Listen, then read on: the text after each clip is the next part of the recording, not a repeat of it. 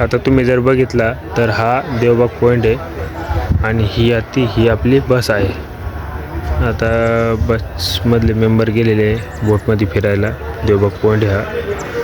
आणि जसं की तुम्ही जर पाहिलं तर आपण इथे बघू, तुम्ही असे बघू शकता, हे लाखो करोडोमध्ये गिनतीमध्ये तुम्ही विचार नाही करू शकत एवढे प्रमाणात मासे.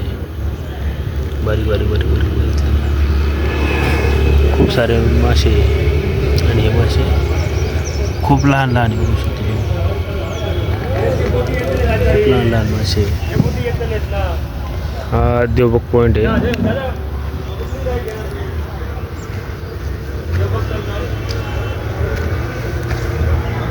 हा समुद्र नाही तर ही खाटी आहे. इथं खाटीमधून ह्या ओटिंगमध्ये बसून माणसं तिकडे जातात समुद्रामध्ये. समुद्राला लागून खाटे मित्रांनो. आणि आता हे बघा, हे जहाज चाललेलं आहे, तुम्ही बघू शकता.